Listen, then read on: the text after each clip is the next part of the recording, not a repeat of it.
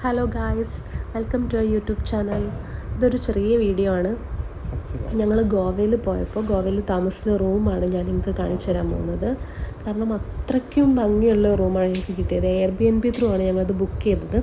ശരിക്കും ബാത്റൂംസ് ഒക്കെ ഉണ്ടോ, എല്ലാ പാർട്ടീഷനൊക്കെ ചെയ്ത് വെറ്റ് ഏരിയ ഡ്രൈ ഏരിയ ഒക്കെ തിരിച്ചിട്ടുള്ള നല്ല ബാത്റൂമായിരുന്നു. പിന്നെ അവനുണ്ട്, ടോസ്റ്റർ ഉണ്ട്, കെറ്റിലുണ്ട്, അതുപോലെ തന്നെ എല്ലാവിധമായിട്ട് നമുക്ക് വാഷിംഗ് മെഷീൻ ഉണ്ടായിരുന്നു. നമുക്ക് ജസ്റ്റ് ഒന്ന് ഇരിക്കാൻ, ഒന്ന് ചില്ല് ചെയ്യാനുള്ളൊരു സ്പേസ് ഉണ്ടായിരുന്നു. എന്ന് വെച്ചാൽ ഒരു വൈബ് പിടിക്കാൻ പറ്റിയൊരു ഏരിയ തന്നെയായിരുന്നു അത്.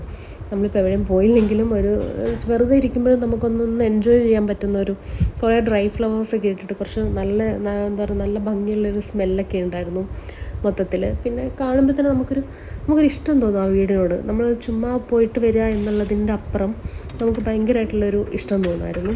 പിന്നെ ഇത് ബാൽക്കണിയിലേക്ക് ഇറങ്ങുന്ന ഒരു സ്പേസ് ആയിരുന്നു. ഒരു ബാൽക്കണി ഉണ്ടായിരുന്നു. ബാൽക്കണിയിൽ നമ്മൾ നോക്കുമ്പോൾ അവിടെ ഫുൾ ഇങ്ങനെ അപ്പാർട്ട്മെൻറ്റ്സാണ്.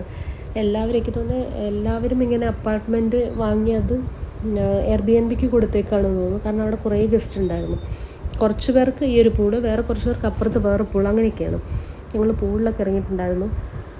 അടിപൊളിയായിരുന്നു പൂളിൽ ഒരു എക്സ്പീരിയൻസ്. നമുക്ക് നല്ല പ്രൈവസി കിട്ടുന്നുണ്ടായിരുന്നു.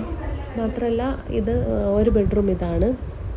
ഹാളിലടക്കം including hall AC നമുക്കുണ്ടായിരുന്നു.